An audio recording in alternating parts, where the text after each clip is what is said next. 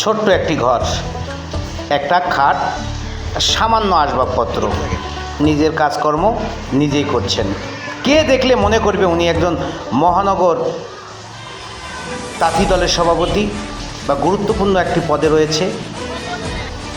নিজে টাকা বাঁচানোর জন্য, টাকা সাশ্রয় করার জন্য হেঁটেই রাস্তা পারাপার হন। কিলোর পর কিলো তিনি হেঁটে চলেন। এমন একজন নেতা, এমন একজন নেতৃত্ব আমাদের মাঝে বিরল। তিনি হলেন তাজুল ইসলাম ব্যাপারী, গাজীপুর মহানগরের বর্তমান তাঁতি দলের সভাপতি এবং কেন্দ্রীয় দলে রয়েছে তার পদ।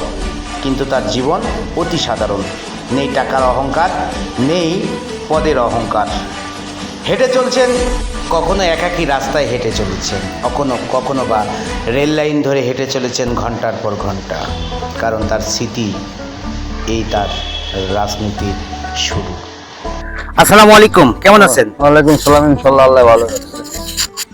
আপনি বর্তমান গাজীপুর মহানগর তাঁতি দলের সভাপতি এবং কেন্দ্রীয় কমিটিতে রয়েছেন।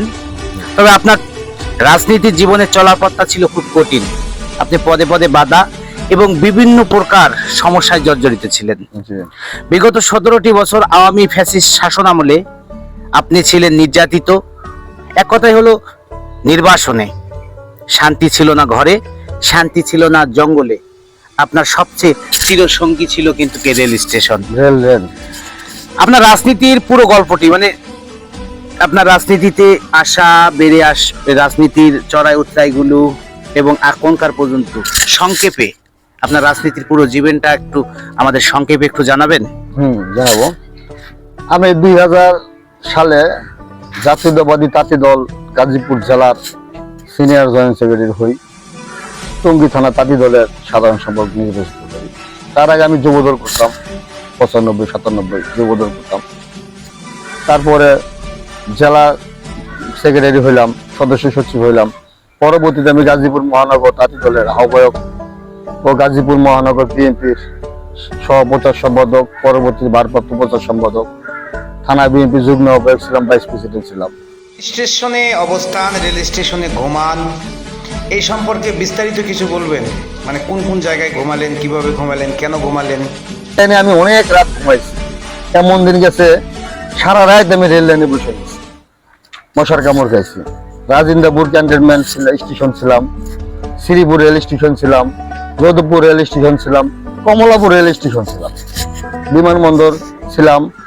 টঙ্গী রেল স্টেশন যেতে পারি নাই, টঙ্গী রেল স্টেশনটা ছিল আমরিকের ঘাটি, যেখানে রাসেল মতির কারখানা ছিল, ওখানে যাওয়া যায় নাই। একমাত্র বিএনপি দল করা ছিল আপনার অপরাধ, কিন্তু কেন বাড়িতে ঘুমাতে পারেননি?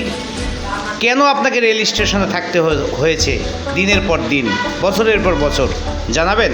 তখন আমার নামে মামলার ওয়ারেন্ট, আমি বাড়িতে যেতে পারতাম না। ওয়ারেন্টের আসামি যে কোনো মুহূর্তে গ্রেপ্তার করব। আপনারা যে গোপনে আত্মগোপনে ছিলেন, সেই সময় খাবারের কোনো সমস্যা হয়নি? এমনও দিন গেছে 3 দিন 3 রাত খাওয়া দাওয়া করি। খাওয়া দাওয়া করবো করতে টাকা নেই, টাকা নেই, পয়সা নেই, তাহলে খাওয়া দাওয়া করতে। কিন্তু আমরা এলাকায় আসতে পারতেছি না, এলাকা আসলে গ্রেপ্তার। আত্মগোপনে থাকা অবস্থায় আপনি কখনো গ্রেপ্তার হয়েছিলেন কি? প্রোগ্রামে, সেখানে আমি গ্রেপ্তার হইলাম। অনেকদিন খাইতে বাইর হইলাম। পরবর্তীতে আবার কাকরাইলের মোড়ে মহাসমাবেশ 23 সাল থেকে কিছু টাকা পয়সা দিয়ে আমাদের ছাড়াইল। এখন আপনার দল ক্ষমতায়, পালানোর ভয় নাই। এখন কিভাবে দেখতেছেন? আসলে এখন আনন্দ লাগে, আবার কষ্ট লাগে। আনন্দ হইলো দল ক্ষমতা, বাসায় ঘুমাইতেছি শান্তিতে, বাচ্চা কাচ্চা দেখতেছি, ঘুমাইতেছি, পলায় থাকা লাগে না। আর কষ্ট হইলো যে হাইব্রিড নেতাগুলা 5 আগস্টের পরে যে চাঁদাবাজগুলা, কেউ জাহাঙ্গীরের আত্মীয়, কেউ রাসেলের আত্মীয়, কেউ মতির আত্মীয়, কেউ আজরতুল্লাহর আত্মীয়, কেউ এগো আত্মীয়, এবং আওয়ামী লীগের সাথে ব্যবসা বাণিজ্য, আওয়ামী লীগের লগে সারাটা জীবন কাটেন এই 17 বছর। এরাই এখন বিএনপির নেতা। দলের জন্য তারা ত্যাগ স্বীকার করেছেন, ত্যাগী নেতা, তারা কি মূল্যায়িত হচ্ছে আপনার এই সরকারের আমলে? আমরা যারা ত্যাগী কর্মী, আমরা যারা রাজপথে ছিলাম, আমরা যারা জঙ্গলে ছিলাম, আমি যে রাজপথে বাঁশ নিয়ে লাঠি নিয়ে মিছিল করলাম, সব ডকুমেন্ট আছে। এবং শুধু দল করার জন্য জীবন থেকে কি স্যাক্রিফাইস করছেন, যার জন্য এখন আফসোস হয়? মারা গেল, জানাজা দিতে পারি নেই, ওয়ারেন্টের আসেন। দাদি মারা গেল, জানাজা দিতে পারি নেই। চাষা মারা গেল, তার জানাজা দিতে পারি নেই। জানাজা দিতে যাবো, ডিবি পুলিশ ঘেরাও করে রাখে। দলের দুর্দিনে আপনারা ছিলেন, এখন কি আপনারা সঠিক মূল্যায়িত হচ্ছেন?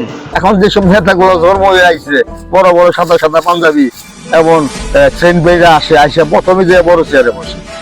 এখন আমাদের যে দলের যে বর্তমান অবস্থান, আমি মনে করি যদি এই হাইব্রিড গুলো থাকে আর কোন রকম যদি আমলিক মারে আসে, এই হাইব্রিড গুলো তো আমলিকের লোকে চলে যাবে।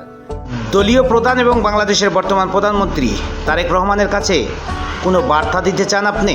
প্রধানমন্ত্রী এবং দলের চেয়ারপারসনের কাছে আমার দাবি যে আপনি তদন্ত করেন 64 জেলা থেকে, আপনার দপ্তরে জিজ্ঞেস করেন কারা কারা আন্দোলন করছে। সেই বিএনপির কার্যালয়, কেন্দ্রীয় কার্যালয় লিস্ট আছে, লিস্ট অনুযায়ী আপনি লিস্ট অনুযায়ী তাদের ডাকায় আপনি তাদের পুরস্কৃতি করেন বা তাদের একটা ব্যবস্থা করে দেন, চাকরি বাকরি ব্যবসা করে একটা ব্যবস্থা করে দেন।